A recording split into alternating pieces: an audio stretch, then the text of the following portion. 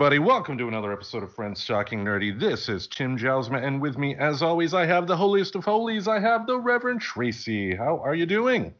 I am doing well today, Tim. Another day in paradise. It's actually like spring again. Yes. Like it pretended to be spring last week, and then it got really fucking cold, and now it's spring again. Noticing more flowers out, which always just puts me in a fucking fantastic mood. I don't like being cold, but I also don't like being really hot. So this is kind of that sweet spot of weather that I actually find enjoyable. How are you doing, though? Yeah, I'm enjoying the weather too. I mean, I lived in a really cold place in Grand Rapids, Michigan. I've lived in a really hot place in Sacramento, California, and Portland is really kind of like the best of both those worlds. Because there is good to having a nice hot day, especially if you're at the beach. It's nice having a light dusting of snow and have it be cold, and you can wear the appropriate clothes. But just I don't want it to be like where it's 120 degrees, or if it's cold, like back in Michigan, have it be 10 degrees with 3 feet of snow. That's not good. So, and that's one thing you're going to have to look forward to in Maine. So. Oh, I know. I'm actually kind of excited because I'm just going to learn how to ski. Like there's these skis that I got to rent once, and there's actually, I might try to find it since I'm talking about it. They're called Alti skis, and they're really fucking cool. And it kind of reminded me of how when we had Snowmageddon handful of years ago, I think it was 2016. I moved here in 2015. I know it was like not too long after I moved here. And I remember the first time I saw somebody skiing, like just down a sidewalk. And I'm like, that is actually a totally reasonable way to deal with that. Yeah. So might get some skis. But yeah, it's nice here compared to, I'm originally from Texas, which means, sometimes it'll just fucking hail during Easter and a tornado might totally take away your house. And then I lived in Arizona, which if you rode a bike in the summer in Arizona, it felt like you were just riding into hot oven air because it's very dry, but it was very hot. So I honestly can't wait to see what the weather brings with this new location.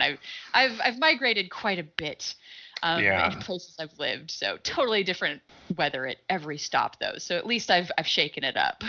Yeah, well, the one thing I would probably warn you about is that Maine is probably similar to Michigan in that it's kind of enclosed by water almost all around. So get ready for some terrifically horrible summers with humidity and mosquitoes. Being from Texas, I'm sure you do have some experience with that, but like lake effect or even ocean effect type of humidity, just like 90 degrees in Michigan, Grand Rapids, Michigan, was worse than 120 degrees in Sacramento. I would much rather have the dry heat any day.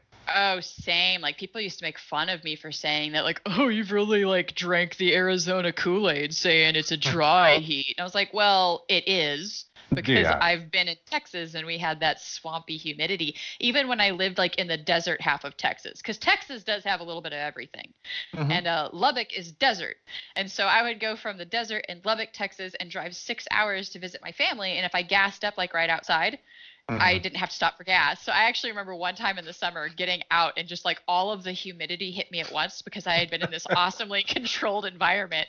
And the first thing I said to my parents when I got there was like, I don't know how you guys live here. Like it just feels so gross. But hey, like life hack for mosquitoes for anybody that lives in a mosquito area, B12 and garlic supplements will help make you a little bit resistant to them wanting you. There's something they don't like. I forget what it was, but throwing that out there as we get to mosquito season, that will be around the corner probably before we realize it. So there's supplements out there for that. So have at it. And Lynn, you got to think of something positive here. This is probably one thing that you and Ted Cruz agree upon: fleeing Texas at the sign of bad weather. Hey, I fled Texas for a variety of reasons, not just because we had a bad weather weekend and rolling blackouts that weren't working. Well, that and also you are not in a job to where it is your job to serve the people and not escape at the first moment. So, but you know what I mean? Well, I mean, granted, I think I'd even told you that there was like kind of a sidebar plan, like back when the fires happened last year, where we were really ready to like just road trip and just leave and just get out of Oregon. But that had more to do, like I had asthma. So basically the air was just like literally toxic, but Yeah. people that had like underlying issues like asthma and stuff, like we didn't know, and we still don't really know what that's going to do long term. So we just did our best to batten down the house. So basically, I guess, oh, gross. I am a little bit like Ted Cruz. I was ready to just be like, bye, Oregon. Good luck. Where's Except my ticket to Cancun? catch flights, not feelings.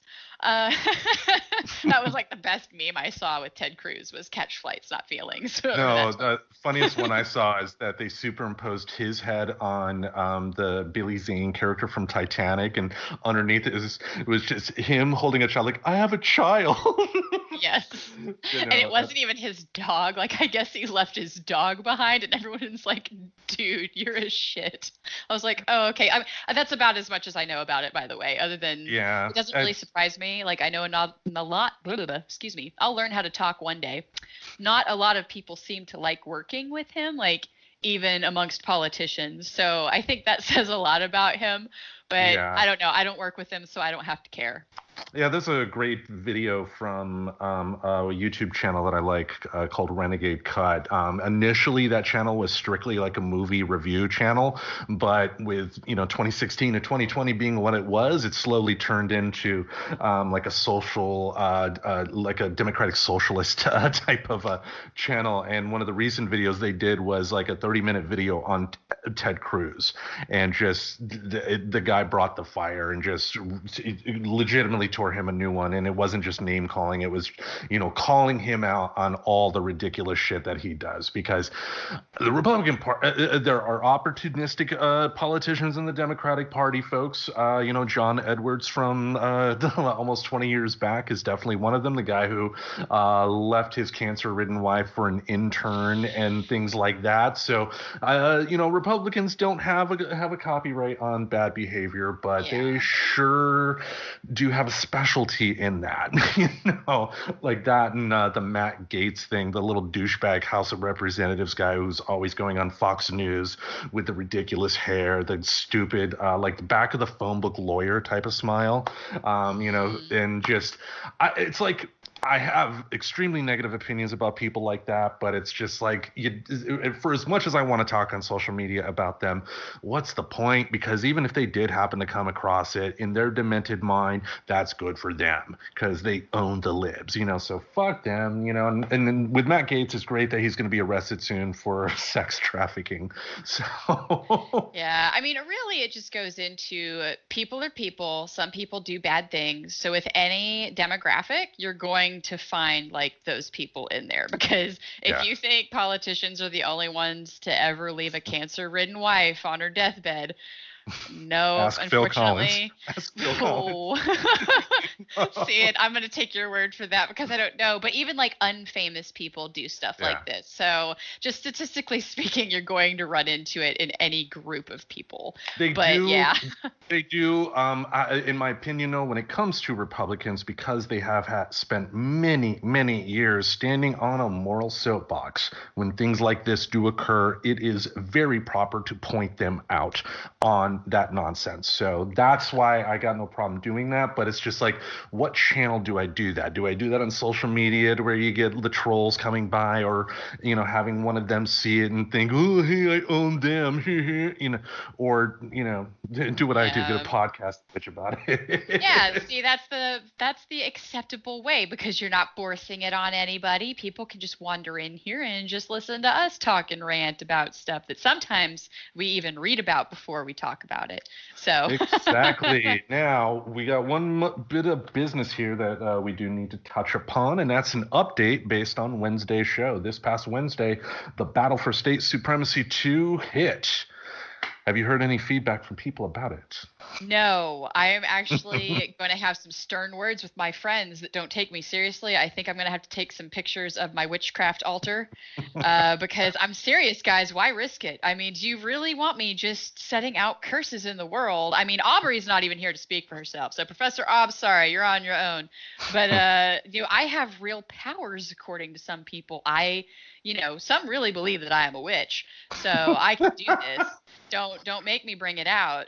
But no, I haven't gotten anything back. I was trying to appeal to some people on my Facebook But I have to reach out to some of my friends and make them go vote and maybe try to do some things to make people care about my playlist from Texas. What about you? I've definitely heard some things, and usually when you have a situation like this where people are putting together a playlist, you're always going to get people stating, "Why did you pick that? Why did you pick that?" And or "Why did this person pick that?" And I mean that's the beauty of little fun games like this, you know. It's bringing the your individuality. Like like for instance, if I had done Texas, I probably would have picked some other names like like Buddy Holly or Waylon Jennings or Stevie Ray Vaughan or something like that, but I'm not you. And, it's your job to put together the list and, do your best to defend it and, leave it to the audience. And speaking of that, the voting is still open. If you go to friendstalkingnerdy.com, we reopened our website, got the domain name back. And just because I think we can do a lot more with an actual website in terms of putting up extra content for like last week's episode and this episode. This week's episode, I'm going to be able to put show notes up there, going to be able to put the actual episode on the webpage, which is really good. But go to the episode description on your podcast player right now. You will see the Friends Talking Nerdy link. Click on that. It'll bring you to our webpage to where you will be able to vote for the winner of the Battle for State Supremacy 2. We are going to announce the winner next week. And as we stated on the show, the winner gets to pick a movie that the other two have to watch and make a bonus episode on. Right now, currently, I am in the lead. We have a total of 8 votes. I know, mammoth poll, but I am currently in the lead, so that is definitely nice. But there is 5 days, 16 hours left. Plenty of time for both the professor and the Reverend to stage a potential comeback. Yes, and in 5 days and 18 hours, if there is suddenly a new plague, like just kind of taking over the world, it might be because I lost. So I would go on there and vote for the Reverend Tracy. I have powers. But if you also vote for Michigan, you will vote for a good choice. And but a vote for the Reverend Tracy is a vote for making people watch the best bad movie. Like, there's bad movies. And I was telling Tim, like, it's very well, like, I think it's possible that I've already seen Freddy Got Fingered. And it's possible that I forgot it because my brain will forget, like, bad movies that have, like, no redeeming factor to me. But Life Force is just so deliciously bad that I think more people need to watch it. So, by the way, out there, if we have anybody else that's just a fan of a good bad movie, Life Force, made the same year I was, 1985. So enjoy that nugget if you enjoy. It's up there with Raptor, which is another really great bad movie. But yeah. Oh, the 80s were great for bad movies, especially when you had independent studios out there like Canon, making all the Charles Bronson missing in action movies, for instance, or paying Charles Bronson an obscene amount of money at 65 to play an action hero in the 80s. You also have experimentation with like the earliest, like some of the special effects with CGI that just was not even close to what it is now. So they did their best with what they had, and it might have been really well done. But there's some lame Raiden lightning going on in there. But the beauty of stuff like that too, even with Freddy Got Fingered, in my opinion, because I'll tell a little story here. The professor loves to sing. She's actually in the past done some like recording. She's known people in town with home studios, so I'm not implying she like had a record contract, but local home studio. She was able to make some sounds, and like anybody, I've been guilty of it myself when I talk about my stuff. She was like, "Oh, don't listen to it. It's old. It's bad." But I listened to it, and she would be the first to admit that some work needed to be done. But I tried to tell her, and I would tell the people, the Life Force movie or any movie like that in general, it's how many people get to make a movie. It's not that big a number if you think about it. It's a special experience. And even if the movie is all levels of bad, if you are bringing everything you can to do the best possible job with what tools you have available, the results are going to be fun. For me, that's why a lot of these bad, quote unquote, bad movies have some soul to them. It's just because people realize that, they have to, with their sheer charisma alone, to essentially make up up for deficiencies like having an expansive sci-fi epic in the 80s with very, very small budgets. So yeah, I mean, more people can make movies now, just I mean, because of access to little tech. their Oh phone. yeah, I mean, your phone essentially has been created for that. Like most people use that for recording their podcast. Like this is all of the equipment that you need, and a pocket computer so you can like check references and things for information. But I mean, seriously, this is like the most interesting piece of technology that is used for some of the dumbest shit sometimes, but can be used for really great stuff. But yeah, it also takes me back another really good bad movie personally, and I know people disagree with me and just think it's just a bad movie, is the live action Mortal Kombat they did. In 95?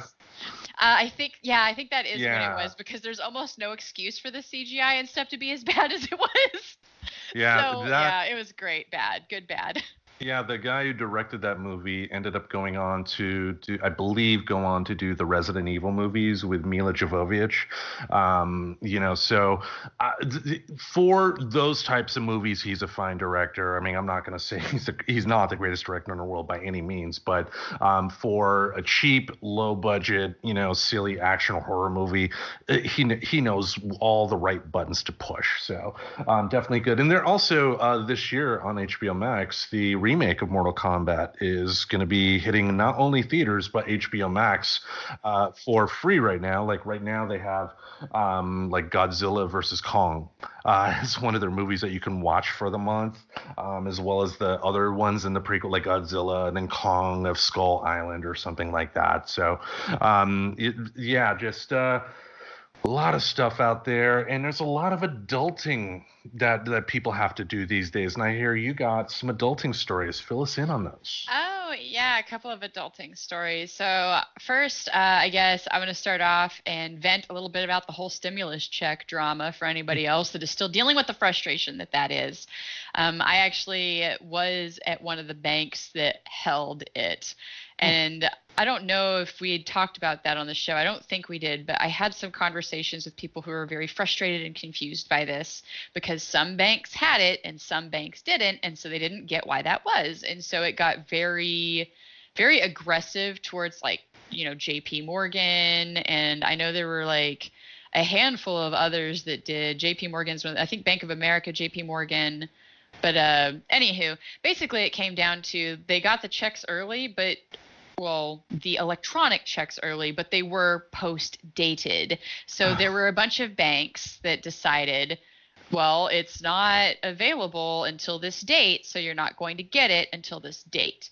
Meanwhile, there were other banks that decided, hey, these people are hurting. We're actually just going to incur a debt for like 3 days, and then the deal is we will keep the stimulus money because we show it as pending. We know how much they're supposed to get, and we're going to do it this way. I'm not going to claim that either was good or bad. That is just how that cookie crumbled. I happen to be with one of those banks. But the insult to injury that I'm dealing with is I don't know how this happened, because I had just done my taxes and had it electronically done. And for some fucking reason, they somehow mixed up the numbers in my bank account. So even though they had just deposited successfully, now I have to wait for a paper check. So I'm still waiting on that. But I am really happy that at least there has been some movement forward, and there are places to check like, oh, yepper doodles, we did not deposit this, so we're going to send you a paper one. You're going to hate me. The week that it passed in Congress, I got it that Friday. Nice. Yeah, I'm not going to hate you. Don't tell me how I feel, Tim. Yeah, I was shocked at how fast it came, and it does. I didn't know the hit story of the banks. I saw some articles about it, but I didn't take the time to bother through it because I got mine. But you would think a bank would say, we know this money's coming from the federal government. They have that money. It's not going to be a bounce check. Right. You would Well, think that would be a situation where they would say, we can maybe take this hit, and then our CEOs can go and possibly get some money back from the government as a special bailout. Because think of all the bailouts that banks have had since 2008. If there was a little bit of a hit, and I got no problem with that too. If a bank chooses to give customers this money, even though it's not technically in their systems yet, it's coming from the government. It's going to be there. So I would have no problem for a bank doing the right thing and making sure that people got food in their bellies, house over their heads, taking care of their kids or doing whatever. It's just, I'm tired of, we cannot continue to go on once things get back to some semblance of normal, going back to the way things were, because people are dead because of that. People are dead. People are starving. We have, just salaries that are at obscene levels. We got people in the retail industry, whether it's retail, grocery stores, service industries in general, that are being put out to slaughter just so these CEOs can make some more money. Like that. Jeff Bezos, for instance, I hate that guy. Just the moral gumption of that piece of trash, just trying to milk every single possible red cent. I got no problem with people making money. There's nothing wrong with that. But when you are at a point to where you try to accumulate as much money as humanly possible, I hit the mic. Try to get as much money as humanly possible, and it screws the little guy over. It screws the people over that keep you in business. That is fucking wrong. That is evil. Indeed. And for those of you that don't watch our YouTube, Tim and I both tend to talk a lot with our hands. Animated, yeah. Yes, hitting things sometimes happens. Yeah, but I think these banks are going to find that if people did put together like why they chose to not do what other banks did. I know personally, I now feel no love for my bank. My bank had my back in a big way in the past before, but knowing that this was a chosen practice, that they knew that was an option to do, that it was openly discussed, but there were just banks that chose not to do it. And they were bigger ones too that probably could have afforded it. I know that's a factor in where I pick my next banking institution to be. I care about stuff like that. So yeah, if they don't think that's going to have an effect, this is a lot of voting with your body. Take your business somewhere else if you feel that way about it. Even then, though, you gotta keep in mind the banking industry is a lot like other industries in the fact that there's a lot of consolidation. So you may go to another bank, but they may be owned by the same people, just a different name. So be careful. Oh, yeah. I mean, if you have it sounds like the Mr. Reverend is a military guy, so you may be able to have access to credit unions that non-military people don't. If that is the case, definitely take advantage of that. I know. The professor, her father was in the Air Force for like 20 years. So her bank is like one of those military banks. And, she's never leaving that bank because of it. Yeah. And I thought I would never leave my bank because they actually stopped like a huge fraud issue happening with me at one point. But, time changes, and that's just the way that cookie's going to crumble for me, I guess. Yeah. But, excuse me. And then I guess my other adulting thing, I know in our last episode we had talked about Alan v. Farrow, and I wanted to bring up just, I guess I was nerding out a little bit, some of the interesting topics that come along with that of the parental alienation. And an interesting side effect is there are probably going to be some contributors to websites who are going to try to capitalize on this hot topic and possibly be guilty of spreading misinformation like sometimes some do if they have a biased reason for feeling one way about a topic. Yeah. So yeah, it was really kind of exciting. I got my first, hey, can somebody draft a formal complaint letter from our group? And I was like, yay, me, I can draft shit. I was a virtual assistant, so like looking up and researching like how to draft something like isn't just because I've never done it before is nothing that I'm really shy about doing. And then of course, like I know I've talked to Tim, and I'm pretty sure I mentioned on here that I do struggle a little bit slightly with like the little bit of imposter syndrome. Like I will put work into something and then give it to them and be like, and this is where they find out I'm full of shit. And I don't know why my brain does that, because there's really no reason for it, but that's why it's imposter syndrome. There's no sense for it. And then of course, came back really nice, just a little bit of feedback. But yeah, hopefully if that, depending on how that rolls, I might post it. I might keep it private. That's something I don't want to, take too far away from that group if that's not how we want to handle it. 'Cause it's not just my decisions. But other point to make is I finally got the t-shirt that I was hoping I would have for last week's talk, so I decided to wear it today. And if anybody's interested in t-shirts like this, or just to throw it out there in case I didn't make it a very clear invite with that conversation before, if you are an adult child who is alienated, please feel free to reach out. We are kind of building this group and building even a membership to that group. We don't know what that membership fully means yet, but we are trying to get like, hey, we have members of this group, so that we can say like, we have X number of members of children of parental alienation who are now adults, and say, hey, this totally happened to me. So just to be clear that invite is out there for people. And the good thing on that is, if you go to the show description, hit the Friends Talking Nerdy link. The Heroes Circle has its own link that you can click on that will bring you, I believe, to their Facebook page, or their regular page, which I'm assuming will have the ability to sign up for that. So yes, there actually is a form on there. So I think they've already added that, but otherwise you can also request to join the group through the Heroes Circle. Facebook. And we usually reach out through there, but Facebook's a good place. That's honestly where our support group is anyway, primarily. And we could totally use some people in there, mostly because it's a support group. So support group's only good if it's got a support system. And it sounds like, too, that it's a situation to where more people should raise their voice, because when you have, prosecutors in this particular instance using misinformation in order to make their job easier instead of doing what is right for people on a case-by-case basis, that needs to be fought against, Exactly. Exactly. So yes, it is time. We're big kids now, so we can actually speak for ourselves. And as far as we've noticed, there does not appear to be another group like this. So this is possibly, we're hoping to be a little bit of a game changer in the whole scene. So yeah, hit me up. Even if you don't want to go through the formal channels, I'm pretty approachable if you want to send me a message through Facebook. So yeah, friendstalkingnerdy.com will have the links to all of our social media outlets. You're even able to go directly to the Good Reverend's Twitter page and follow her directly from there, as well as mine. So if you have any questions, feel free to reach out. We do not bite. We actually want to interact with you, our audience, more. Yes, and these t-shirts and others are available too. So if you even want to show your support by having a t-shirt that talks about it, that's there too. All right. Now, we've been watching some TV this week. And your image just froze up there and it looked like you're about ready to do a spit take. Okay. Oh, no, it was funny. Yeah, it choked up for a second on my side, too. But yeah, myself, my main television this week was a couple of shows.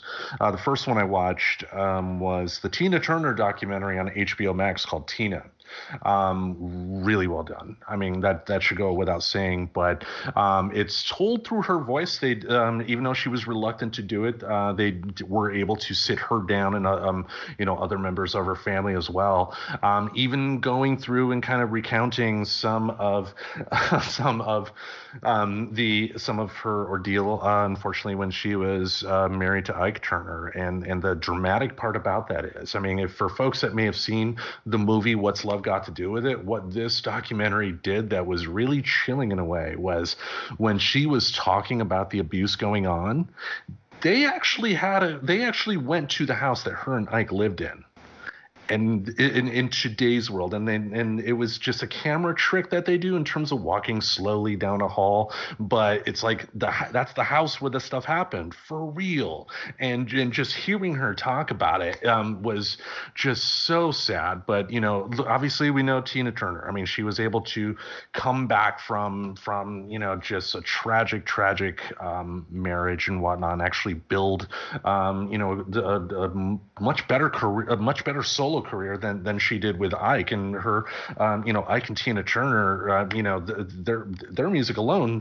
I mean, Proud Mary, great song, even though that was on the Professor's playlist, still a great song. But one thing I noticed about that documentary too was how I felt bad at the end because the documentary made a big point of showcasing how during her solo career up till today, she constantly gets questions about the marriage to Ike. And her mindset is that while she's very much glad that her story has been a positive force in people in terms of making positive change in their lives, would you want to constantly relive that? I wouldn't. I mean, the reason she Who would? Yeah, I mean, because like in the 80s, she wrote a book with Kurt Loder called I, Tina. That book was turned into the movie What's Love Got to Do with It. The reason she did that was she just wanted to just put it out there and be done with it. But it was just bad, like for all the good that, because like if Tina Turner was a man, they wouldn't ask her a tenth of her relationship stuff. I mean, look at like Mick Jagger in his 70s is still getting Brazilian models pregnant and doing his thing, but do people really rip into him? No, they just say, oh, Mick. Yet women essentially have to relive their past trauma. Look at Alanis Morissette with the song "You Ought to Know." I mean, even I've been guilty of being fascinated over the fact that song was inspired by Uncle Joey from Full House. But should she have to? I mean, it's like she was bearing her soul. It doesn't matter who it was about. It was still an honest song. And but yeah, Tina. You gotta watch it. It's like, man, if you're a fan of music in general, I mean, she's one of the people that broke down a lot of doors. Not only for women, but just music in general. And definitely watch that. The other one I saw is a show that they have called Q, Into the Storm. Are you familiar somewhat with QAnon? The whole little cult that's arisen over the past few years. No. Okay. There's a person out there somewhere that first utilized the wonderful website 4chan, but then moved on to its slightly less sophisticated cousin 8chan. Yeah, supposedly this person has a Q level clearance in the government, and they're propagating some of the myths that you would hear on like InfoWars that Hillary Clinton's going to be arrested, and they're Democrats eat babies. It sounds ridiculous when you say that, but some people believe that. Well, how else are you supposed to get the stem cells? Sorry, I don't understand it, but I'm sure it came from something stupid. But go ahead. It is stupid, but it's scary too because it shows how this group essentially infiltrated the Republican Party, and the QAnon stuff is like directly tied into what we saw on January 6th at the Capitol. And I don't got much more to say about it because the show's not over, but what it is a good thinking exercise for people in terms of what does the First Amendment cover and what does it not. I believe people should have the freedom to be able to express themselves, even people whose opinions I don't agree with. But where do we have that cutoff line? What line do we say, okay, you're getting to a point to where it could lead to some trouble, And it's like, how do you have that conversation? How do you police it? How do you be fair? How do you not have any semblance of just bias in terms of letting that judge your decision? It's just the internet has done a lot of good, but stuff like the QAnon thing, I can't think of a moment in history that's quite like this. Yeah. There have been other cults, but when you have something like this that's so tied into just anarchy, I mean, it just blows my mind, and it's scary, but I feel people have to watch it. So Q, Into the Storm on HBO Max. I know you've been watching some stuff. What have you been watching? Oh, I mean, nothing too exciting. The Mr. Reverend is still recovering from a surgery, but he discovered this show called Forged in Fire that I think is just another delightful. It's a mini elimination style, so it's not like Great British Bake Off or anything where you have a bunch of people and you're slowly eliminating. It is, they bring 3 people on. It's done by the end of that. They might do some redemption episodes where they bring some back, but it is essentially just it's forging, it's making swords. It's really kind of cool because they'll have them come in and it's almost like a spontaneous type challenge because they'll come in and they'll either have to make it out of material that is just like, one of them had to cut open the bucket of like a backhoe and use different parts of it. So if you didn't know, like the little teeth at the end, like don't actually have like a good amount of steel or whatever, it's a hollow core, like that can present trouble for you. Right. But so they like do that elimination style. And then in every episode after they like, do a few challenges to get it down to 2 because they start off with 4 people. So they do like 2 challenges at the start and then they get it down to the final 2 and they have to make a weapon from history. And that alone makes the show really delightful to watch because it goes into just the array of like swords and daggers and different types of like forged weaponry across history and location. That's really kind of interesting to learn about. And then that one's been awesomely fun. Another thing that came out that I've been watching that I've been kind of not super thrilled about so far is Solar Opposites. It's Justin Roiland. I'm a big Rick and Morty fan, so I had a lot of promise for enjoying this show with the first season, and I did really like it in the first season, but they released the second season, and it just feels like every episode is just making fun of premises on other movies and TV shows. For example, they had one episode where I just felt like it was too much. Like they were making fun of The Devil Wears Prada and like possibly Wolves of Wall Street and then just pretty much any mob movie, just kind of thrown in there together because there's this thing and they end up like having 3 different stories going on or 4 different stories going on at once. And I was really about to turn it off. And then you get to The Wall. So the storyline that people are actually following, because this is my humble opinion, but I feel like Justin Roiland is kind of starting to phone it in, possibly because of the success of Rick and Morty, or that this one is just such a fan favorite because of Rick and Morty, and it's got a lot of that style of humor and even kind of some of the grotesqueness that we've kind of come to accept about Rick and Morty and how they can be sometimes. Yeah. But The Wall is, so one of the aliens is kind of like a teenage boy. I'm still trying to figure out if they're actually kids or not, but they go to school, so they in essence are children in this episode. But one boy keeps shrinking humans when he doesn't like them, and he's just basically keeping them almost in this little environment in his wall. And there's a whole storyline to that. Like season 1 had a big uprising happen because there was this guy that was decided to be in control of all of them called the Duke. And it's really kind of interesting to not watch the show for the main premise, but to watch it for the side story that was created alongside the main premise. And I think that's where I'm at with that one, because I finally got to an episode where it was really focused on The Wall. And I'm like, damn it, now I'm sucked right back in. I thought I was going to give up on Solar Opposites, but it's dragged me back in. So if you had given up after the first few episodes, know that if you've liked following The Wall, there is a point where I feel like it's turning. I'm still watching it. So I'm almost hoping they just kind of just leave the aliens as the side story and focus more on The Wall because I find it more interesting. It almost do what makes they me did wonder. with Family Matters.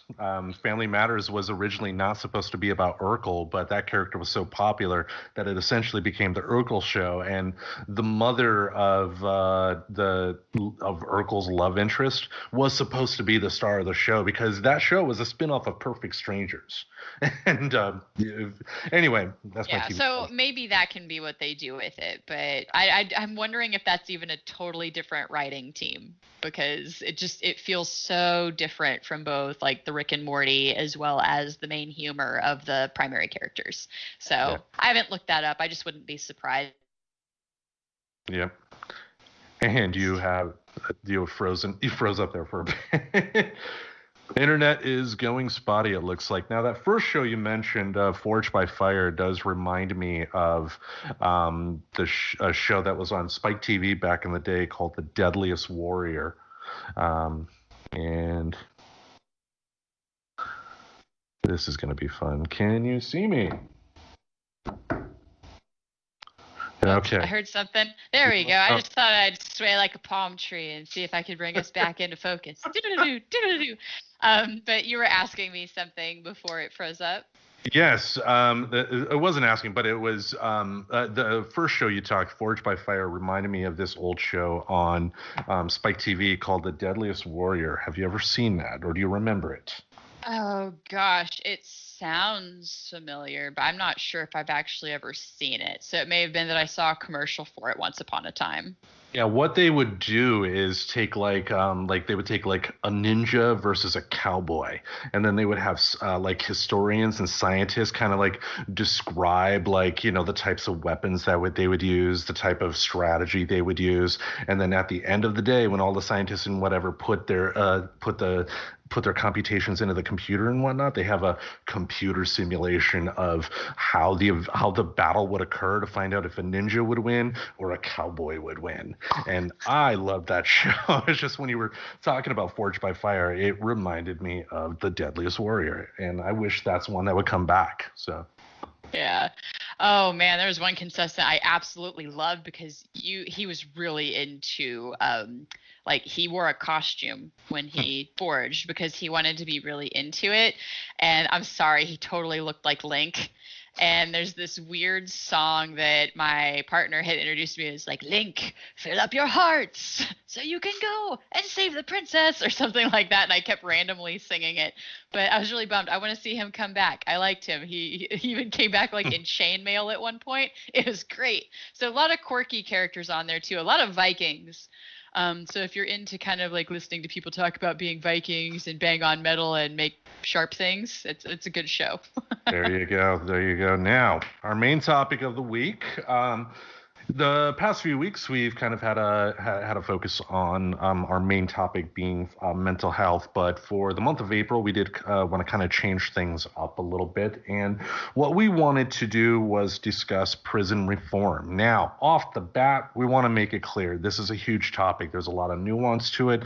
It is complicated. By no means are we going to be the absolute end-all, be-all in terms of knowledge on this subject. There are people that are out there that have a lot more information that we ask you to listen to. But what we are going to do, whether it be on the show here now or on our website or social media outlets, we're going to provide links to various either organizations or people that we feel kind of tackles the topics that we discuss here, plus kind of also have maybe some solutions as well, because again, it is definitely a nuanced topic, and it's one that isn't really talked about because unfortunately in this country people do have the mindset of if somebody did something bad, it doesn't matter what happens to them because God bless America. That's what a good, loving, moral Christian country would do. Yes, because Jesus was all about retaliation. So, and we will get into that. But yeah, often Tim and I are sharing our humble opinions. We like to be clear on that. I know I've got like a book recommendation I wanted to spit out at the end of this, and maybe even like some episodes of some things, documentaries that exist, stuff like that. So I'm sure a lot of that can even be shared. If you actually know any documentaries and stuff that we don't mention by the end of this, feel free to pop that into the Facebook group.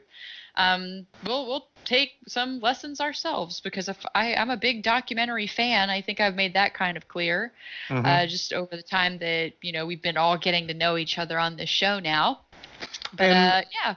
Yeah, and also too, we want to do what we can to. Since we have a platform, we have the ability to hopefully put some knowledge in people's hands that they may not necessarily know is out there. So, like I said, we'll have it on our social media. We'll have it up on friendstalkingnerdy.com, that information. But what I decided to do on my end, since I'll be kind of leading this topic, I did some research, and what I found was the best start off point in terms of creating a discussion for what we do here was from the ACLU. They have a page that, again, I'll put up on our website, the ACLU Policy Priorities for Prison Reform. And I did go over a little bit of the notes because you have a person in your life that is actually a cop and, from my understanding, works in the criminal justice system. So also Yes. definitely he's boots on the ground type of person. Definitely has some perspective that we don't. So we definitely want to be able to, hear what he has to say, and hopefully somewhere down the line we can even have him on and maybe talk about it. Yeah, I hope so. I definitely I thought about maybe putting that a little bit closer to the end, Hmm. just because that's a little bit more of like the let's talk about what's happening with it, like how are Yeah. changes being made. But yeah, it's a big topic. There's a lot of problems in it personally. Like one of the biggest missteps I really think we've had is making for-profit prisons a thing. Yep. I think And it's made that's it kind of a slippery slope of where we are now, which that's just I'll probably come back to that a few times as being like, yeah, see where that for-profit thing's a problem? Because the thing about being for-profit is then you rely on profit.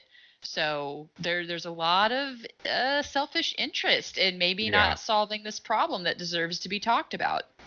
Yeah, I mean that was actually the first bullet point on their website, reduction in incarceration. So good segue there. And it makes sense too, because you do have yeah, to your point, these for-profit prisons they're not a charity. They are there to make money, and like any company, they will do anything and everything that it takes to make that money, up to and including using their lobbyists to go to Washington to push for tough on crime bills. And also pushing certain politicians to do stuff like the war on drugs. When you hear something like a reduction in incarceration, you'll have some people probably on the conservative side of things that will have the mindset of those people want to let criminals run free. No, that is not the case. If someone murders somebody, they do deserve punishment for their crimes, and I have no problem putting that person in prison. If someone robs a liquor store, they do deserve to spend some time in prison. Now, a guy who's pulled over and the cop finds a dime bag of weed in his pocket, does he need to be in prison? No, he doesn't. Does any number of uh, let's take something that you're familiar with. What about fathers who are behind on child support, and then all of a sudden they're getting arrested and brought into jail just because of child support? Now, having financial penalties, no problem there. But what does putting a guy who didn't have a chance to pay some child support in jail, how is that solving anything? It's not. Exactly, because oftentimes whenever you are like incarcerated for something, there are usually things you're going to have to do when you leave, and it can leave quite a financial burden on somebody. And just a little side note on that, like there's usually a story for why somebody doesn't pay anything. Now, I know there's a lot of people who have really perpetuated this deadbeat dad idea, but I don't know. When you think about it, sometimes you can realize where that would be really a real struggle for some people to pay, especially if that father does get to see their children.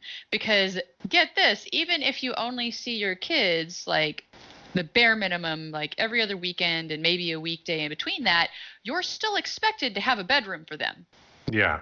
I don't know about you. I wasn't able to afford a lot of two-bedroom places working on a single person salary.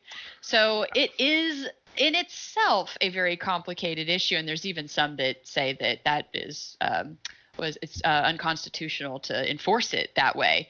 But that's a whole other thing. If you want to look into people's opinions on it being unconstitutional, there's a bunch of that out there. But as far I'm as not saying that yeah, there shouldn't be child support. So just making that clear, there neither is am an I. opinion Neither that am I. exists. Yeah. I'm not saying I share it, just that there is an opinion that exists. But yeah, I mean, especially in times of COVID, because the second point on their policy priorities is improvements in conditions of confinement. Now, one big thing that's not been getting national news play as much as I would like is the fact that prisons around the country and jails around the country have been inundated with case upon case of COVID. And these prisons are not doing anything really to not only keep the inmates safe, but to keep the people that work there safe as well. In fact, they're actively kind of discouraging it. There have been some instances of prisons where the prisoners would go on hunger strikes and whatnot, and again, people don't listen because they've done something bad. They must be there. And again, the point here is for any sort of conservative person that is a hardcore, criminals must do their time. Not disagreeing there, but why don't we focus on positive ways to let people do their time and make it to where we don't have this constant turnaround, you know? Right. Like it Yeah. seems like that possibly our attitude of retaliation being justice is Mhm. maybe not working long term, because this is where you get a lot of what I call repeat customers to the Mhm. prison system, because there's really not a lot set up for you to succeed. I mean, so say you robbed a store. Okay, we're not going to go into why. Well, it could be from any reason to where they really needed money to like buy food, or they really needed the food if they took food from the store or whatever. So you go, you do your time, right? Mhm. Well, when you get out, you're probably going to be on probation. There's actually a fee you pay just for having to check in with somebody that you may never meet again, hopefully, because if you're doing good, you Yeah. should have to meet with that person. And then if they've decided that, we've court ordered you have to do like these classes, you have to pay for that out of pocket. Well, that's more money. And then you still have to pay fees and do all these other things. And if you don't do any of those things, you're in violation. You go to jail. You go straight to jail. You do not pass go. You do not collect $200. You go back. And Yep. then so even if you get through some of that initial like bumpy part, right? Like so say you were able to do your classes and keep up with your fees and etc. Well, then there's an issue of finding a job. That can be really hard to find a Yeah. job because you need money to pay for these things. And then there can also be discrimination faced when trying to find a place to live. Yeah. So I kind of get this odd sense sometimes that we're blaming, homeless people for just being homeless because you should just get a job, which is another side thing that ties into this.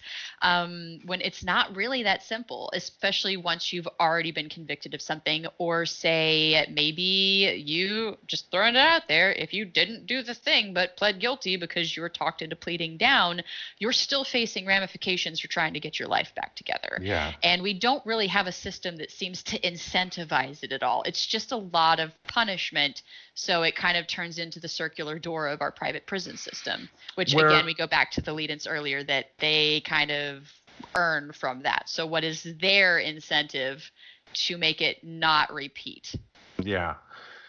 Yeah, yeah. I mean, the next point here kind of ties in with that. One of their policy priorities, they do want to have an emphasis on rehabilitation and treatment programs, which you don't really get that much in prison and jail anymore, which is sad. Now, you'll get some people that will counter, well, they're in jail, they're supposed to suffer, which again, they're doing their punishment. That's what they should do. However, a lot of people that are in prison do have a chance of getting back out in public again and doing things like people with a hardcore felony not even be able to get a job at McDonald's because they have that felony.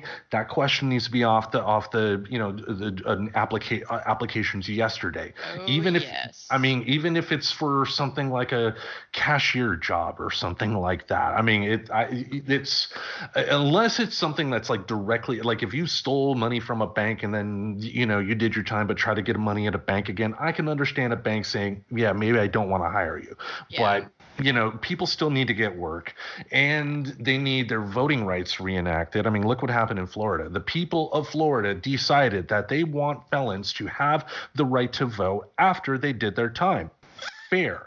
But Totes. what did the Republicans in Florida do? They said they must pay all the court fees before they get a chance to do that.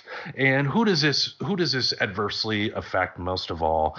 Minorities, because most of the people that do end up in prison, minorities make up a large portion of the population, even the prison population, even though they don't represent a huge, even though they're not a huge part of the population overall, which that in and of itself is wrong. Right. Prisons are filled with the poor. And so, whatever demographics make up the majority of our poor demographic, that is what you're going to see in there, unfortunately. Yeah. Yeah, I'm a big proponent of turning this around, because kind of like what you were leading into is if these people are expected to go back into society, okay, me as a human that has never done any time and just tries my best to live my life, like I'm a big advocate for, yeah, we should be like teaching them skills and rehabilitating, because my crazy theory that I like to throw out there is I just don't think many mentally well people go into life planning to be a criminal. So to me, it makes a lot of sense that there might be actually a mental health issue that is leading into some of the actions that are happening. Yeah. You know, it kind of goes into, I don't really feel mentally well people abuse. I mean, even if you go into, you know, like I've talked about a few times on here, I love referencing that one episode of The Story of God with Morgan Freeman, where he talks about, does evil exist? And he was looking at the brain scans of somebody whose brain like legitimately does not work. Now, does that guy need to go and like flip pancakes and just like keep living without like an actual solution to it? Like, I'm not going to say that I've got the answer to that.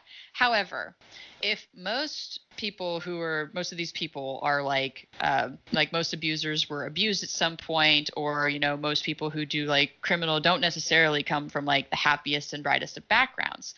It goes back to really leading into the intergenerational cycle of trauma and how that can continue in families until somebody breaks it, you know. So that takes somebody either deciding, I'm going to do therapy or whatever, like if it's just a regular like a narcissism in the family type thing, right? But when we get to these people who are, you know, breaking the law, it just seems to really fit that if our system, which is being used primarily for retaliation, could be turned into being used for rehabilitation, this could potentially result in ending some of these intergenerational issues where you just kind of, you know, they say it runs in the family, so to speak, right? So this literally could also help stop like child abuse in a way, if you think about it. And it's not going to stop all, okay? But that kind of goes into like, I can't say that like intense therapy or that every person who goes to prison is like curable, but I would at least be willing to wager that like a solid minimum of half of them could possibly have issues addressed and go back to becoming meaningful and awesome contributors to our society, even if they like can only get a job packing boxes at FedEx, which is like not even interacting with people. So I do believe there should be jobs where it shouldn't matter. I'm open to hearing arguments against that thought, but I think there should be jobs where that doesn't matter, because otherwise they're just going to go back to doing the other things. Or if you have a situation to where you have a group of citizens that still want to prevent someone with a hard felony from being able to get a job again by keeping the question on the job interview thing, at least have some job training of some sort. I mean, why couldn't you have, you know, like carpentry class in there? Well, you don't want prisoners with hammers and come on, teach them something. You know, it's like, it's like if somebody raped and murdered a family member of mine, I wouldn't want them over for Christmas dinner. But, you know, if there was something like 20, 30 years down the road, they had a chance to get out, I would at the very least hope that, they would be in a spot to where they would say, I fucked up, I get a chance for freedom, I'm not going to do that again. But the system just puts it in such a way that it is almost impossible to break out of that cycle once you're in it, just because of how the system is placed. Now, you mentioned kids. One other thing on their policy priorities that they brought up was holding the transfers of child offenders to adult facilities, which again, unfortunately, affects minority kids more than anything. Like I don't remember the specific case, but I do recall like maybe 10, 20 years ago, a kid, a black kid who killed somebody. But he was like 12 or 13, and they put him in with the general population. If he was a white kid, that never would have happened, you know, and you know, whatever happened to that kid today, I hope he was able to get some help. But, you know, with the system in the way it is, it's just, And again, look at how police are reacting in schools now. I mean, ever since the 90s, when school districts started hiring police officers as their security more and more. I mean, what was that, a couple weeks ago? You had a 5-year-old kid that was in a police car, and the cop was like physical with the kid. And you see constant cases of like 11-year-old girls getting physically thrown to the ground by cops because of a playground dispute.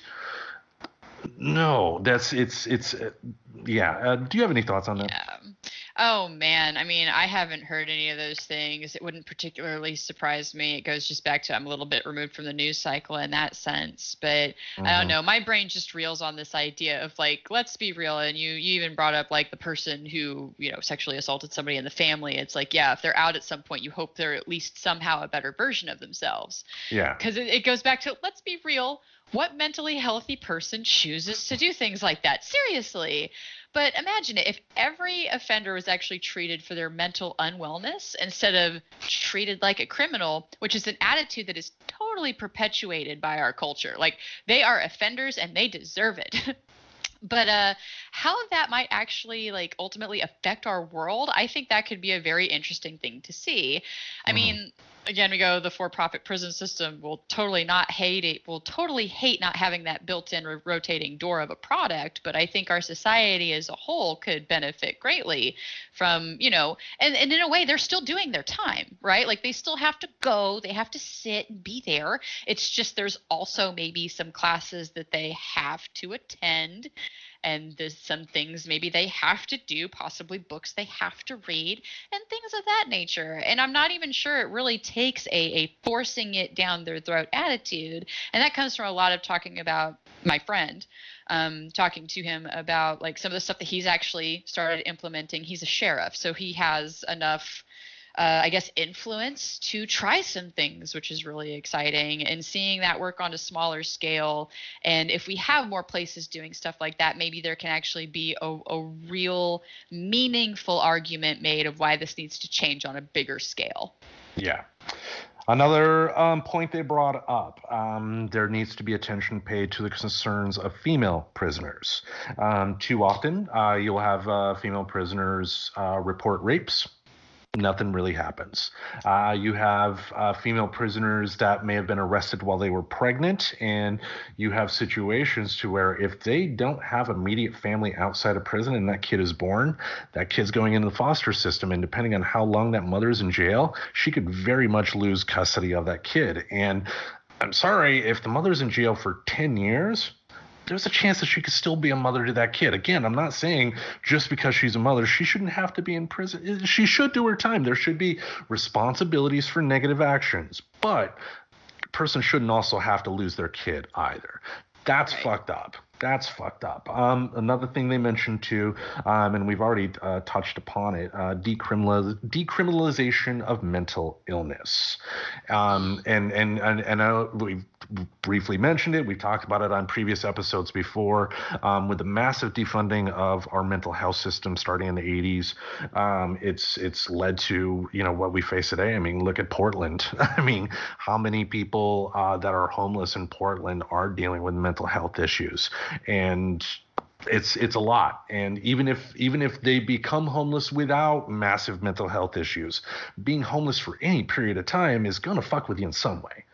Oh yeah, especially because you see how they're treated. Like when I worked in downtown, I saw how people were treated like not people. And that can be very psychologically damaging, especially if that's the general message. So I don't know. I've had conversations with some of the homeless in downtown and had a perfectly pleasant time with that because they're people.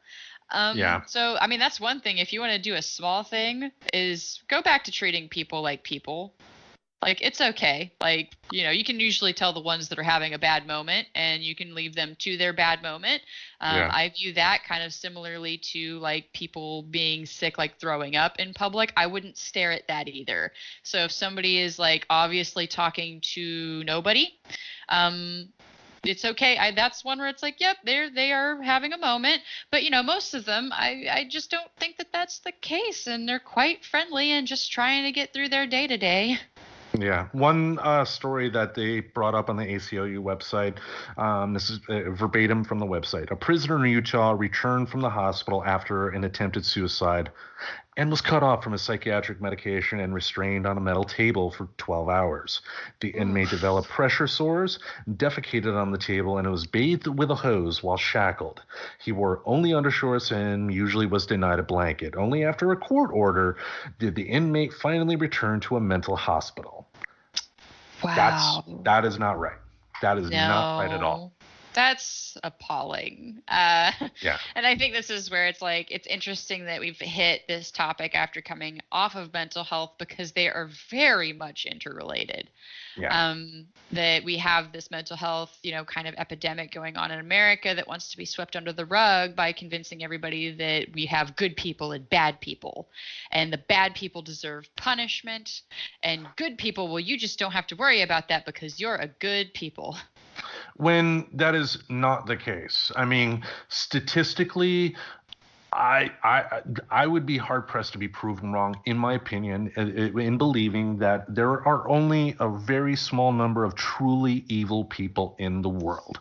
Most of the people that do something horrific, it was a spur of the moment thing, like murder. I mean, it's like crime is not committed like you see in the movies. Crime is not like Ocean's 11. Crime a lot of times is just spur of the moment, like it's like out of passion. It's like, I mean, there are numerous stories you can think of. I don't need to stammer on, but just for the most part, most major crimes are not thought through. It's just somebody's in a situation to where they react and their reaction is the worst possible reaction you could think of. And again, because I got a story to tell. In high school, my senior year, I was able to write and produce my own play, which, was its own fun story. It was a garbage play, but that's a different story. Now, the star of the play, I was friends with him and his sister, didn't know him too well, but, like what happens at school after I graduated, our paths kind of diverged and I didn't see him again. Until one day I opened up the paper and found out that he brutally murdered his kid.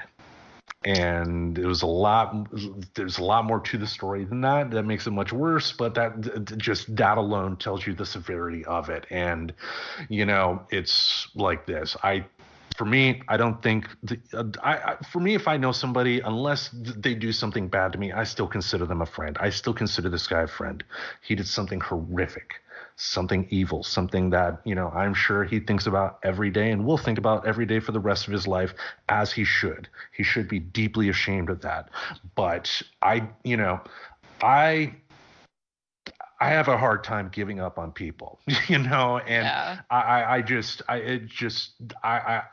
Call me crazy, but I just don't like this callous behavior that we have in this country. Now my friend doing what he did, if he's never steps out of prison again, I'm not going to shed a tear, but having said that, I still think even him in prison has a chance of making something of his life, rehabilitating in some way. However, with the system as it is, that's not going to happen.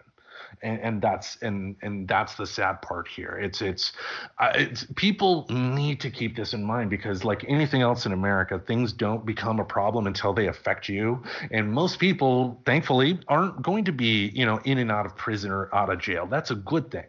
But they do need to realize that, it could happen. Think of the stories you hear of people that were in prison for years, and it ultimately was determined that they didn't do anything at all. It's like it could happen to you, and you have to keep that in mind. And that's why everybody, conservative, progressive, needs to fight for prison reform. And the last thing on the ACLU's list here, and again, I think we've already really kind of covered it. Elimination of private prisons. There is, Republicans since the 80s, since even before that, but since Reagan was the one that kind of got this ball going of hating the government for everything. The government is your enemy. No, it is not. Some things should not be done for a profit. Are one of them. A Yeah. prison needs to be there as a rehabilitation center for the people that can be rehabilitated, and a way to keep truly unsafe people away from the general public. And we're not doing that right now. Now, people on our side of the fence, the progressives, I think there is some truth to what former President Obama said, in terms of they are making a mistake by using slogans like defund the police and not really going too far into that, because that slogan alone turns people off that don't want to hear the rest of what's usually being said Right. when people say that. But yeah. Yeah, it's become just as bad as like you can't say common sense gun reform, and like anybody, like there's certain people who their ears will close because that's now come the way that they're accustomed to hearing you're saying I shouldn't have my guns, which is very often not at all the message of that. No. So it's not the message to like I don't believe I ever did a defund the police. I think I did a reform the police, or, reform law and stuff like that. I mean, I even post on like family law reform stuff. Like to me, it just makes more sense to have a reformative attitude than a get rid of it attitude. Because but that's the thing, though. That's the thing. The defund is not, completely take all the money away from the police. The whole idea behind that is good, and the fact that take money from areas that the cops are not prepared to do and should not do, and take that money and move it towards resources that are better prepared to deal with that, yes. Leaving the cops available to work on your murders, on your robberies, on the important things that they are really should be doing. Yes, but I was saying the interpretation when people hear defund, they hear completely. It's only take the money away. It's take it away, end it, make it go away, and that's not. I agree with you. That is not actually the message there. And so yeah, a lot of us kind of went to the reform. Well, fine, we'll talk about reforming it then, because hey, if this system already exists as kind of the response of what to do with somebody when they do something that we've decided is bad for our society, then why not take that same system and make it where it actually is helpful? So it's actually a service to the general public rather than when it's for profit. It tends to be more of a service to itself. So because that will ultimately save a lot of money from repeat visitors, and that will ultimately keep people safe, because if a person getting out of prison is able to successfully get a job without hassles, I mean, that alone is going to be huge in making sure this person doesn't have to consider it. I mean, Tim Allen of all people was in prison for selling cocaine. He had a felony on his record, and he was able. Look what he's Buzz Lightyear. Look what he's been able to do. I mean, Home Improvement, his stand-up career, he was able to come back from the absolute worst thing like that. And if he can do it, I think anybody can ultimately do it. Now, as we mentioned, you do have a friend that is a sheriff, and I know you spoke to him a little bit about what we're going to talk about. What did he say? What is he seeing on the front lines? Yeah, this was so he's actually in a position to make some change locally, which is really cool. I mean, granted, he's not in a big city, or, I don't consider it a big city, but yeah, so some of the stuff that he had kind of, when we were bantering back and forth, was a recognition that there's like, they had realized that 60% of their jail population has some issue, like mental health issue, whether it's depressive disorder, a substance use disorder, which I thought it was really cool that he actually called it what it was, serious mental illness like schizophrenia, schizoaffective, or bipolar. And a lot of times those things tend to like hang out together. Like you can have bipolar and anxiety. Mm-hmm. And it happens really often, especially with like schizophrenia, schizoaffective, and bipolar, and they tend to buddy up. But yeah, he was actually to get where he was serving on a board for the mental health authority in the area, and he started giving lectures around the state on the issue. And I just think that's really beautiful that I know a human who is doing good in this. So there are like, please don't look as all bad, because only the Sith deal in absolutes. I think that's going to be my new favorite quote. Not all cops, not all sheriffs, not all people that are in charge of this are bad. Look for and vote for the ones that are making it work, though. But Yeah. yeah, like to go out of his way to go be on a board for mental health so that he can have a better understanding of what was going on in his prisons, I think speaks a lot to that kind of person. And he's, he's not the only one that does stuff like this. But I like that he's also mentioned like he's working with a clinician. Like, hey, I'm not going to claim to know everything, so I'm going to work with some people who actually know what the fuck they're talking about and bring that in. And I guess one thing that he's getting to do is he gets to test out teaching some GED tutoring to a handful in his jail and see how that works. And there's like a little bit of a curriculum that he's pulling in to make sure like, some kind of key metrics are being hit. Right. And there's a point where he's like, I know it sounds childish because sometimes you're giving them puzzle books or color pages or games and books to keep their mind occupied. But all of those little things have a lot of effect long term. Like, first of all, it's just somebody believing in you. Because how often do you even get the message that somebody can believe in your ability to change, especially while you're in? So I would really be willing to wage that has some kind of really cool effect on the turnaround on these. But yeah, having jailers that are trained in mental health and there are have more than like 20, 30 days worth of training. I mean, like overseas. Yes. Like police officers have to get, I believe, like the equivalent of an associate's degree in order to be a cop or work in the prison system. Whereas here, depending on where you're at, I mean, you're talking like a month, and you're off writing tickets at that point. And no. Yeah, there's a whole thing there about reforming just how they're trained. Like how that force is trained. Mm-hmm. And I do agree, like there was a really good one about, a nurse practitioner has to go through da-da-da-da-da-da-da-da-da. But meanwhile, your typical officer in the United States only has to do this like a little bit of stuff. And like there's almost little to no like continuing education on that. And given the issues that they get called into, I just find it kind of alarming. But that goes again to that reforming / defunding. Like, no, they shouldn't be responding to mental health calls. They shouldn't. It no. Kind of is, history has gone to show maybe they shouldn't be.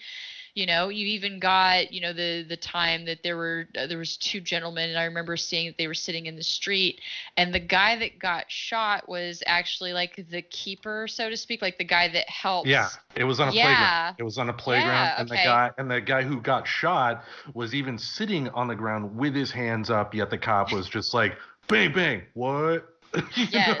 And I think that also is very indicative of just our issues with our awareness around mental health. But as short as that time has been with my friend getting to implement these changes, like they've already seen just behavioral issues in general down across the board. And it's just great to see how those little things can have a big impact. And I think if there's more people out there trying to change locally, again, that's where we're going to get this argument that, hey, like we're proving it in our own culture that this works. So you can't say that, well, Denmark is different or so-and-so Germany is different or whatever. This is working here. So the more places that do that matter. So this goes back into sheriff is a voted position, so pay attention to who you're voting for, right? Yeah. Like we could actually work towards that and even demand that of our candidates. And I would love to see that fucking conversation of like, okay, well, what are you going to do to fix the problems rather than, just two dudes usually going back and forth between who's just going to be in charge of it this round. Actually demanding some substance to those applicants, because I think I even did that when we did our voting special. Like these are all applicants and I'm reading their resume, and there are now things that I look for specifically when it comes to those sheriffs, and that a lot came from having my eyes opened living in Arizona, given that, do I vote for Sheriff Joe Arpaio? Never. No. I can't say I ever justified voting for him. Well, good. But yeah. But this is where it's like a lot of people don't realize that is an elected position. So just bringing awareness that's a little bit why voting more than just on presidential years really matters, because this is where we, not being sheriffs or police officers, can actually try to have an effect on this, is demanding better candidates for sheriffs locally.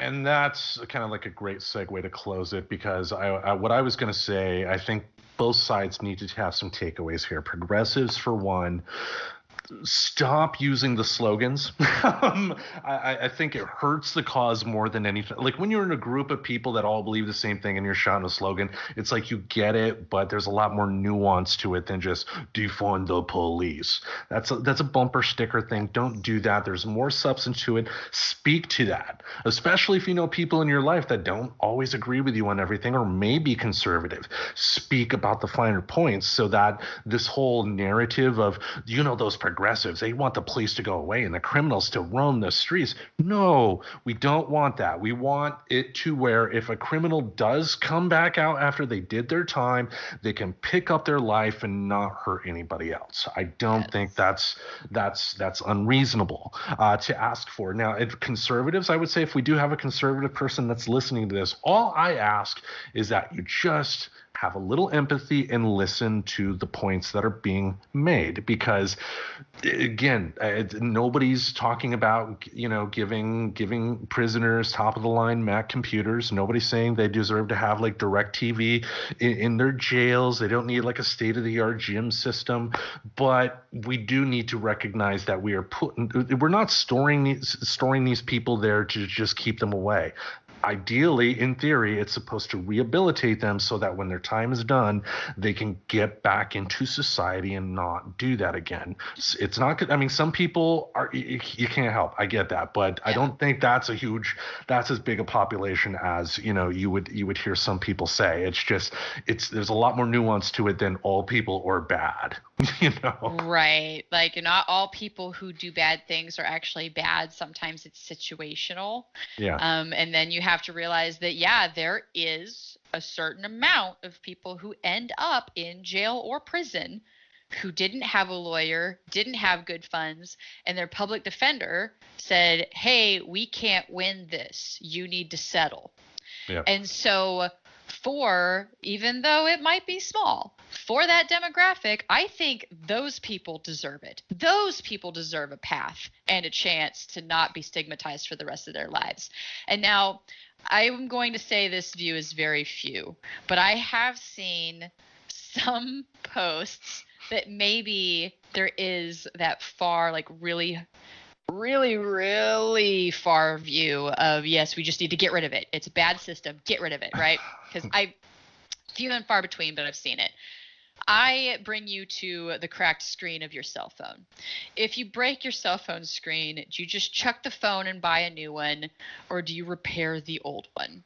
And it is actually not such a crazy idea to repair the old one, especially if, like, I don't think America actually has like a bunch of money to just shut it down and start something absolutely new from scratch, because ultimately we still do need to deal with people who steal, who murder, who who have offenses against other people, because that's the point of it, is they are doing things that affect other people's lives.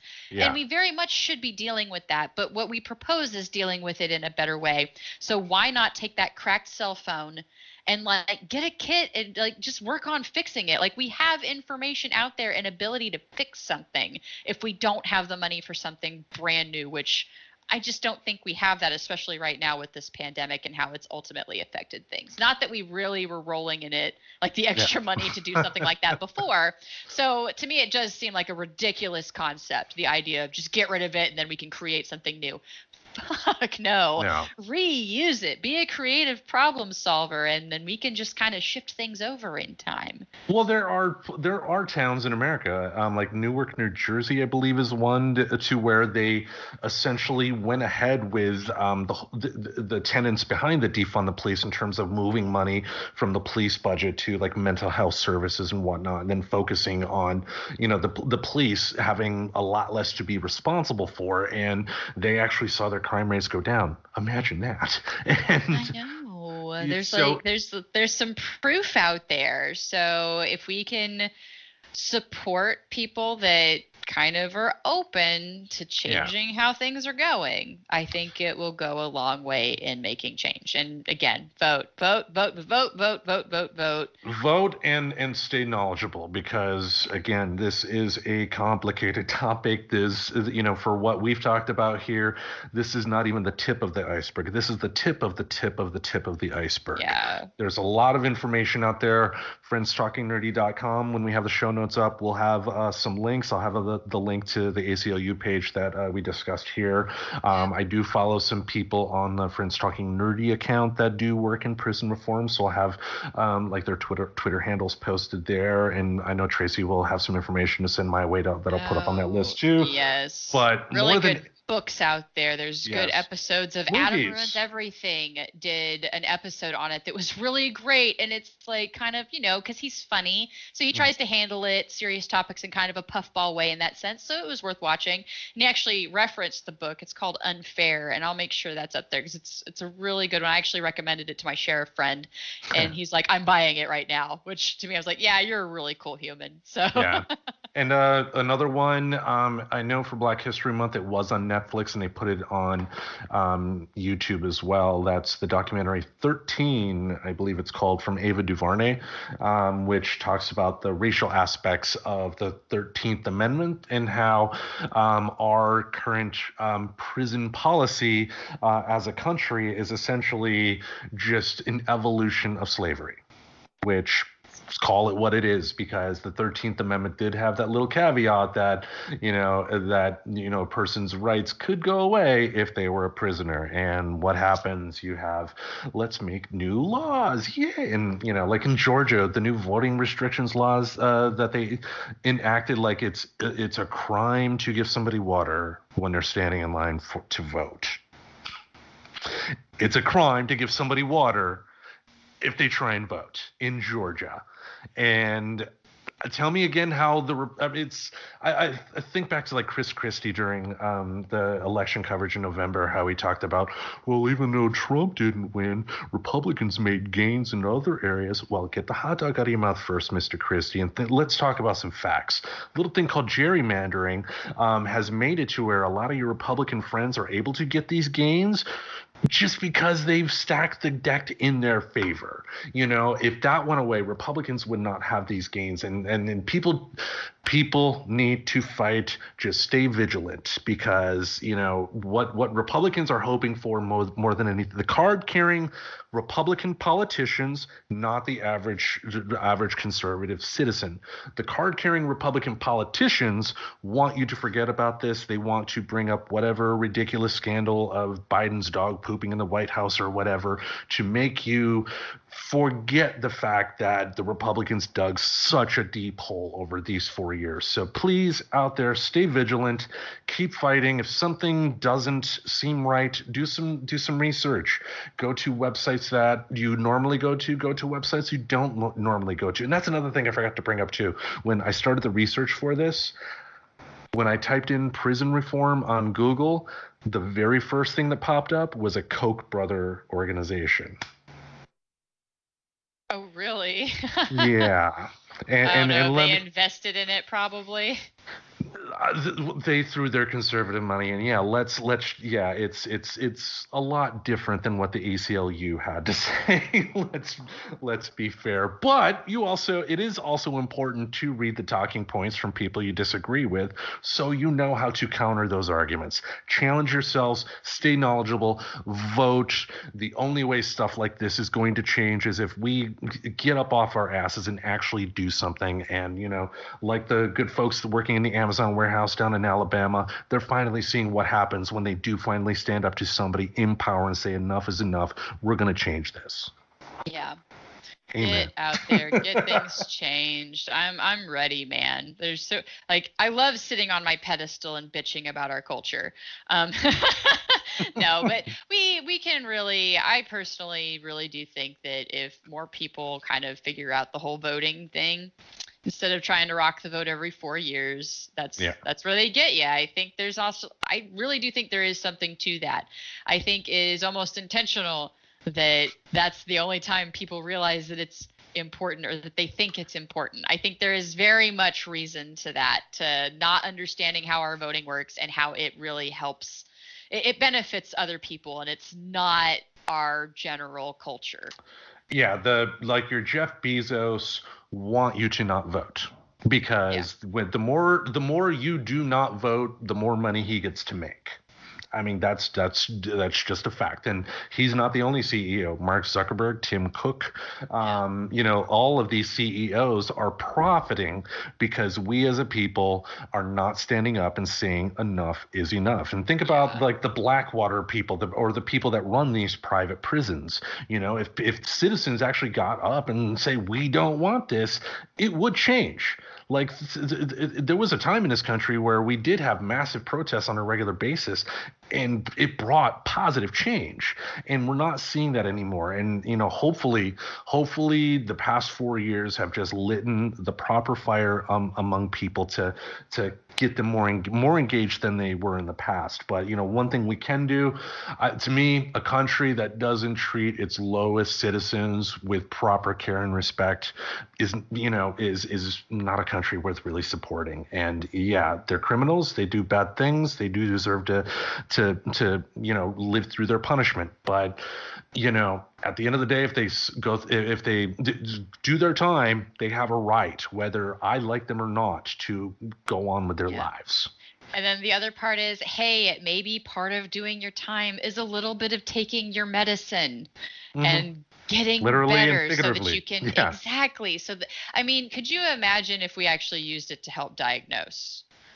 And then there's also the other end of it that I find fascinating, that in situations where, say, like there was violence or something perpetuated, the offender will be mandated to go and get help. But the victim is just like, all right, well, you won. I hope that works for you out there. Good luck dealing with all the ramifications of everything you went through.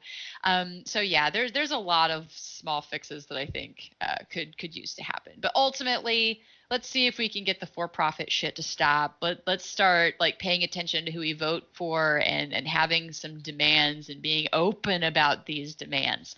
Because to me, it's mind-blowing that I have educated people on the fact that this is an elected position. Oh, yes, that's a problem. Yeah, think about how many people in Arizona didn't like Joe Arpaio, yet how many times did he get back into office? So many. And this is like one of the few ones. Like most officials in law enforcement, like they're not voted in. So this is like the one where we can have effect. So we should definitely try to have effect. Yeah. All right. That's going to wrap it up for us this week. We thank you all for listening, and we hope you tune in again next week. Again, friendstalkingnerdy.com. You'll find our show notes on this. We'll also drop links and whatnot to stuff we mentioned for this particular topic here. And remember to vote for Michigan in the battle for state supremacy, too. Or if you don't want another curse to be set loose along the earth, you should vote for the Reverend Tracy. Just saying. Okay. I know plagues. Yeah. And next week, we are going to announce the winner of the Battle for State Supremacy 2, and that will be fun there. I know Aubrey, like Thursdays is one of her dancing classes, so she's not going to be able to be here because I guess her dance class does it like regular school. Like some days it'll meet, like some months it'll meet on certain days, and other months it'll meet on other days. But we do plan on doing, her and I do want to record a little bit, kind of like a post-game analysis on what worked and what didn't. So we'll go through with that. We're going to be recording our next book club here on April 6th, and then I believe next Wednesday is when we're going to release that. Anything else you want to bring up? No, that is absolutely it. I think I need to refill my water and take a few calming breaths. No, this actually wasn't too bad of a topic to cover. It's not gun reform, because remember, that's the one that I get too hot about. But this one, it's something that I'm passionate about. And then it also, just because it just so closely relates to our mental health issues in our country and voting, which we know I give a lot of shits about voting. So yeah. All right. Well, then we will see you all next week. Thank you all for listening. Subscribe to Friends Talking Nerdy on iTunes, the Google Play Music Store, as well as Spotify. Remember to support Friends Talking Nerdy on Patreon. Goodbye, darling.